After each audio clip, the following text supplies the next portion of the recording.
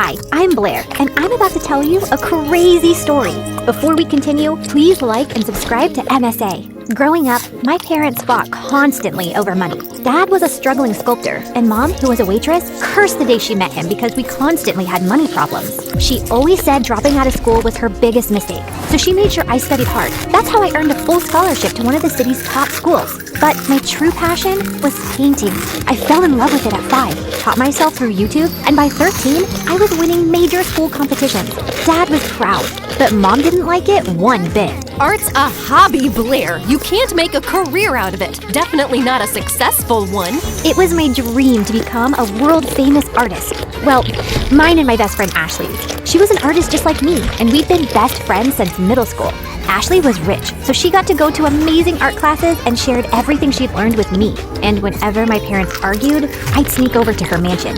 Life was just better with Ashley around, except for her annoying twin brother Dexter. He mocked our art, hid our supplies, and chased us with his paintball gun. Whenever we complained to Ashley's parents, Dexter would just put on his innocent face and get away with it. Even at school, everyone adored him for his sense of humor. Ashley absolutely hated him, and I could see why. Like on their 15th birthday, Ashley spent hours getting ready, and she looked beautiful. But the moment Dexter walked in, everyone gathered around him, completely ignoring Ashley. Look at him, smiling like he owns the world. I will never understand what people see in him. Probably his athletic body. I mean, if you look at it from an artistic point of view, Dexter's pretty much perfect for a portrait.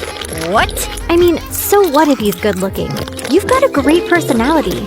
That's what you tell ugly people, Blair. You're also so much more creative and way smarter. People would notice that someday. Notice what someday? That you're a total jerk.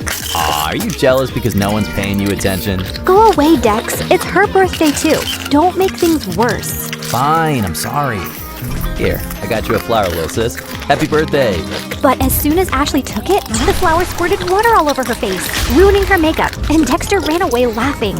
As we grew older, Dexter just got more annoying.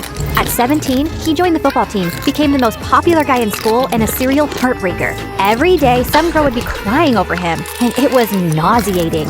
As for me, my parents were fighting a lot more lately, and one day, Dad just packed his stuff and left. Shortly after, he filed for divorce, and Mom went bonkers. She refused to shower or step out of the house, and a week later she came home and told me she'd quit her job. Between rent and expenses, we soon ran out of our savings and didn't even have enough money for food. Do you have cash? Sure. Let me just grab some from the secret trust fund your dad left me.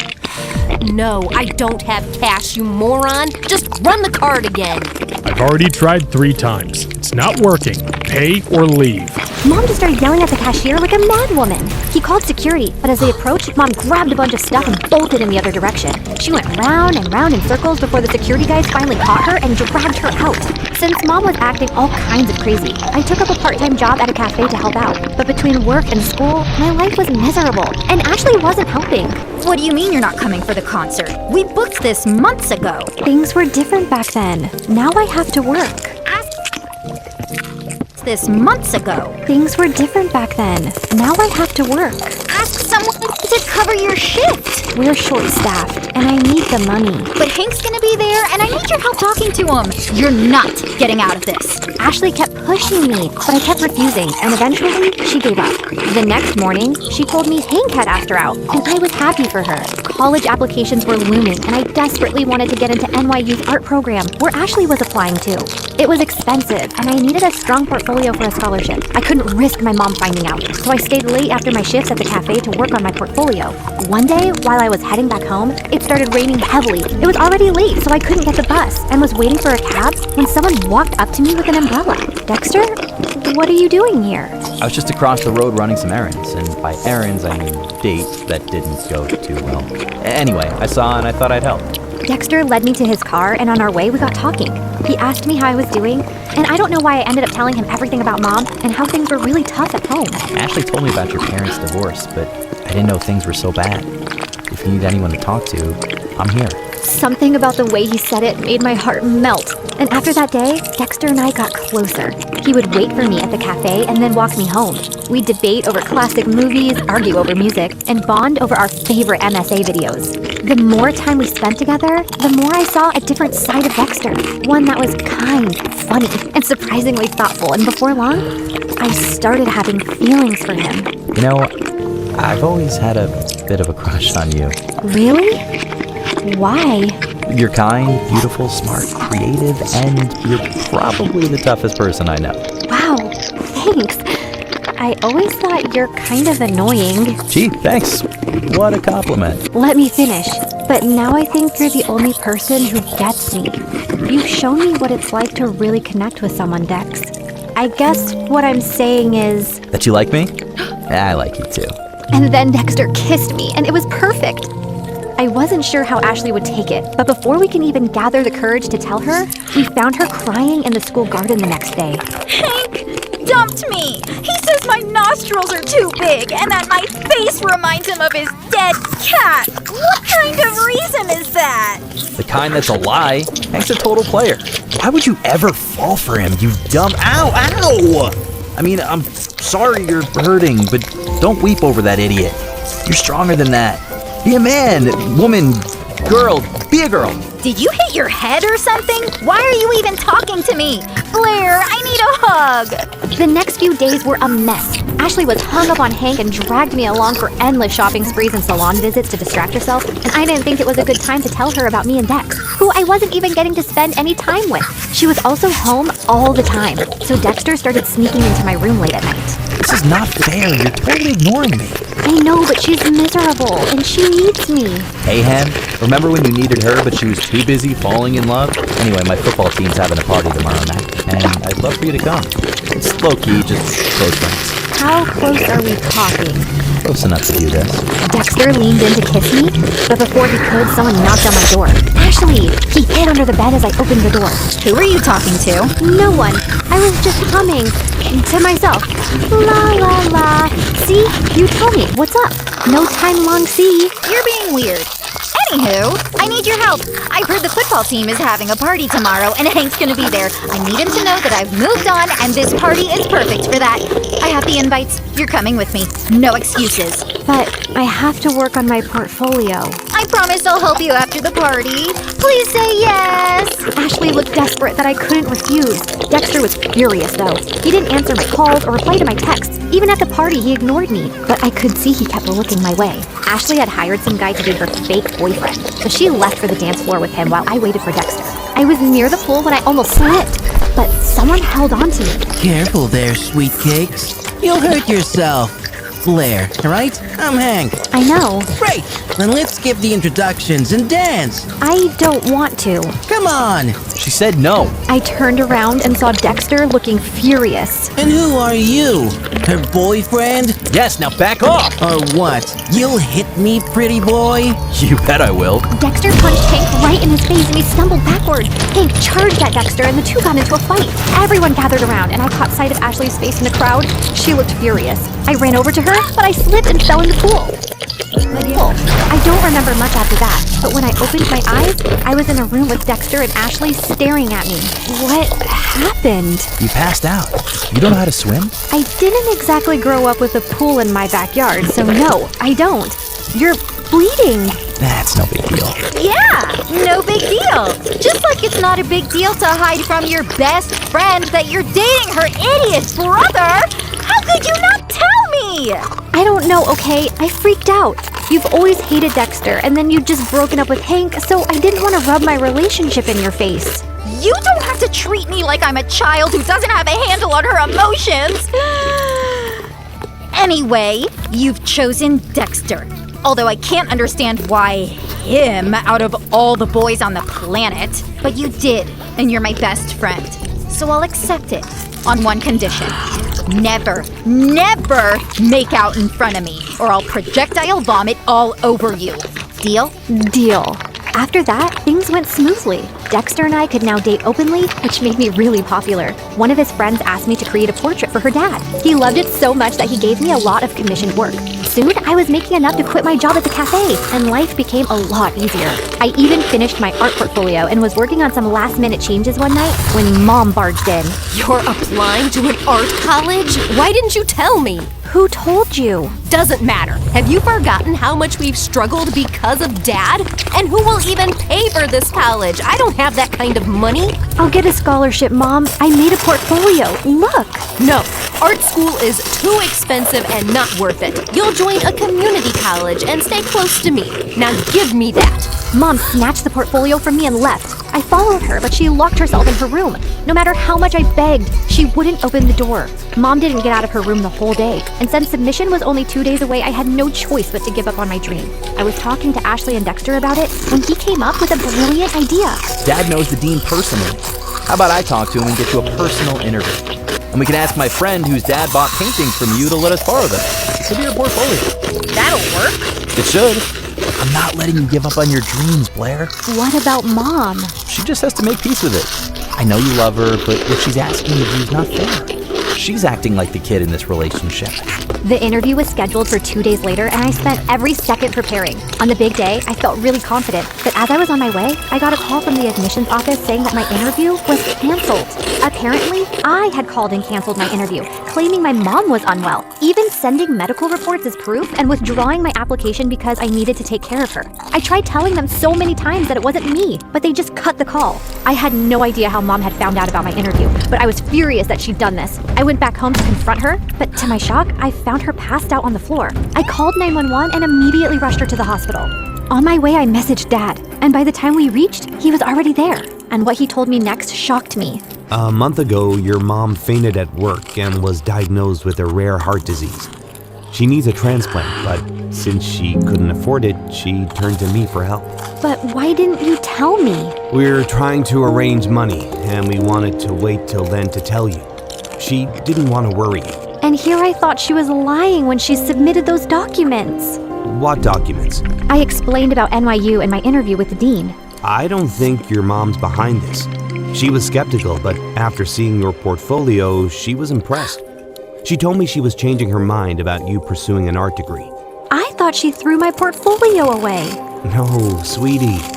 She was proud of you. But Dad, if Mom didn't call them, then who did? Does anyone else know that she's sick? Yeah, Ashley's dad knows. We needed money for tests, so I asked him for a loan and sent pictures of your mom's report to prove it. I told him to keep it a secret so you wouldn't find out. I immediately understood who might have done this. But just to be sure, I called the admissions office and asked them for the number they received the call and reports from. And when I saw who it was, my mind exploded with anger. I took a cab, reached Ashley's place, and barged into her house. You called the admission office and told them that my mom was sick and I won't be attending the interview? Don't even try to lie to me. I have proof. My mom was sick, Ashley. You could have told me that at least. Instead, you used that against me. Hold on, I think there's some confusion. Why would Ashley do that? Ask her. And suddenly, Ashley's face twisted into rage. Yes, ask me.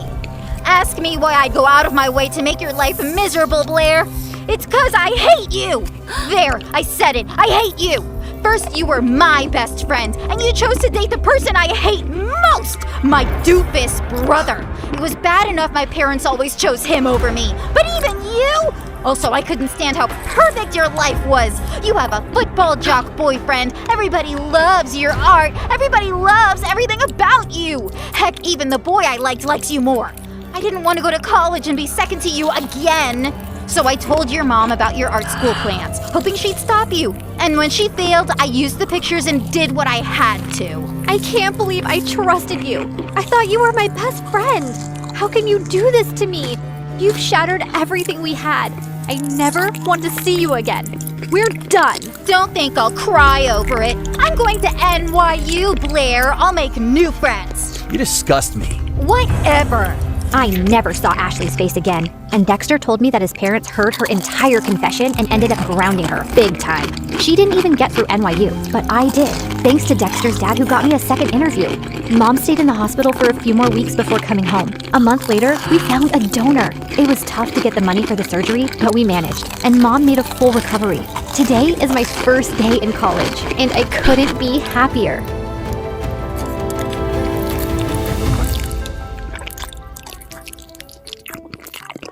Hey, Hi, I'm Cece, and this is my story. Before I begin, don't forget to like and subscribe. And hey, new MSA merch alert! Our latest bottles and notebooks are out now. Grab them via the link in the description and upgrade your gear. I was born in Paris, the city of love. Love was everywhere. In the heart-shaped cakes in the bakeries, in the balloons all the street merchants sold under the Eiffel Tower, and in the random rounds of applause whenever someone proposed publicly, which happened like 100 times a day. Yeah, love was everywhere, except our house.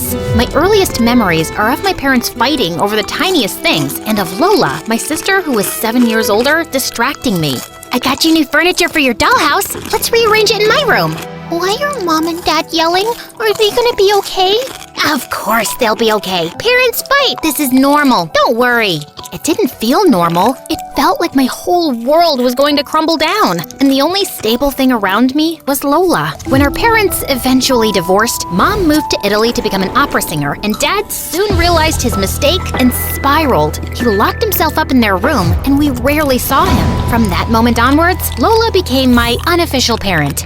You cannot eat ice cream before dinner! You're not my real mom! Why did you fail math? I spent my whole week tutoring you! You're not my real mom! It's fair to say, I drove Lola crazy. She was forced to become my mother at a very young age, and I could be a brat. Also, I kinda ruined her plans for the future and her relationship with her very serious boyfriend, Jordan. Jordan and Lola had planned to go away to college together. Seeing that Lola had to work and take care of me since our dad was useless, Jordan left her and went off to college on his own. I'm sorry, Lola. There isn't a place for both me and Cece in your life. This is it for us. I felt guilty that Lola had lost both her boyfriend and her dreams, so I no longer wanted to give her a hard time. I started paying attention in class, helping her around the house, and even preparing her favorite meals and desserts. Ugh, there is no love like sisterly love, Cece. Never forget that. We only have each other in this life. One day, as I was working at my part-time cashier job in a coffee shop, I noticed a very rich-looking guy staring at me. I could feel his gaze without even lifting my head. Naturally, I decided to stare back until he got uncomfortable and broke eye contact. But he was a tough opponent. Give it up, creep. Didn't your know it's rude to stare at people? But he still didn't flinch. He insisted on being in the line I was serving, even though the other one was empty. One Americano, please. Will that be all? How about your number on the side? I just stood there with a poker face until he finally gave up and said, Yes, that will be on. One Americano coming up. Name? Ben. That'll be €4. Ben. He gave me 100 and told me to keep the change with a wink. Nice try, jerk. If you think you can buy my number, you're sadly mistaken. Take your stupid money. I'm just a generous tipper, girl. But I will get your number eventually. And by the way, your eyes are gorgeous. And then he left. I wish I had shoved that change in his stupid face. Oh well, I could just use it to buy Lola something nice. This rich jerk kept coming back every day, and I'd always notice he had bodyguards waiting outside the shop for him. One day he came in when the place was empty. I won't leave until you give me your number. Then I hope you brought a change of clothes and a toothbrush. You know, Cece, not to be a self-centered jerk, but I'm a great catch. If you're so great, why are you so desperate to get my number? Determined is a better term. I enjoy a hard challenge, and I just can't get you out of my head. Then get a new head. I would, but I have great hair. You're not getting my number, weirdo. We'll see. For the next few weeks, he showed up with extravagant gifts, like a full mariachi band or roses that filled up the stores and customers couldn't get in. My boss finally snapped and told me to handle the situation or I was out. Of course, I couldn't get fired. I had to help Lola with the household expenses. So I caved and gave him my number. I'd just block him later. When I told my coworkers what happened, they all burst out laughing and started showing me his pictures on the internet. Turns out he wasn't just a rich kid, but a famous actor as well. Apparently, he had bought the staff's silence because he didn't want me to go out with him simply for being famous. To my surprise, he wasn't that big of a jerk either. He was crazy romantic, like crazy romantic. One day, I mentioned that I was craving pizza, so he insisted on going to Napoli for lunch. I thought he managed to get last-minute tickets on a plane to Italy, but turns out we were going with his private jet. You know, Cece, when I first met you and realized that you didn't know who I was, I felt truly alive. I had a rare opportunity to introduce myself however I liked to someone who didn't already have some opinions about me. Well, for future reference, you didn't do a great job at it. You came off as a creep. Yeah, you made that very clear. Don't worry. He was sweet, charming, and attentive, and I found myself falling for him. I was hesitant to bring Ben home to see our poor house and meet my useless dad. Only when I made sure he actually loved me and accepted me no matter what, I invited him to dinner. But Lola wasn't too enthusiastic about him. You're spending too much time with him, Cece. Boys are trouble and a distraction. You should be focusing on your studies to get into a good college instead of dating flamboyant stars. I'm not a kid anymore. Don't worry about me. Also, I can do both. Ben and I went public, and he started taking me to all his premieres and movie sets. Sometimes I would miss school and travel with him wherever he went. Lola was furious about this. I did not break my back to keep you in school and give up on my dreams so you can live in some stupid fairy tale with a boyfriend. Fairy tales aren't real. I'm grateful for the things that you've done, but you can't keep holding that over my head. You also chose to do this, and I try to pitch in. You're welcome to stop caring for me now and go back to school. You're an ungrateful brat, Cece. You just met this boy. You're not his first love, nor the last. Don't get too used to this lifestyle, cause it won't be long before he drops you. Then we'll see what you'll do, kiddo. You almost sound like you resent me for getting a taste of the good life. Just let me be, Lola. But she didn't let me be. One day, I came home after a trip to Hollywood and found Lola waiting for me in the dark. Have a seat. OMG, you freak! You scared me! I think you should see this. What's this? Your Prince Charming isn't so innocent. I hired a private detective to follow him around. See for yourself. I couldn't believe Lola would go that far. Where did she even get the money to do this? In the folder she gave me, I found pictures of Ben in Saint-Tropez playing volleyball with many models and screenshots of him replying to other girls' stories on Instagram. That didn't really bother me, till I saw a photo of him having dinner with one of his exes, and they were holding hands. I felt utterly disgusted and couldn't believe Lola was right. Ben had already left on another trip for 2 weeks, so I just blocked his number and blocked him on all the socials too. And I promised Lola that I'd never speak to him again. But I did find myself missing him. So, instead of caving and unblocking him, I decided to watch one of his movies. So, one evening, there I was, engrossed in his latest spy film and a family-sized pizza topped with pepperoni and my salty tears when I caught a glimpse of something outside my window. It was Ben, swinging from a rope off the roof like a low-budget action hero. I quickly opened the window before he fell down and smashed his most valuable asset, his money-making face.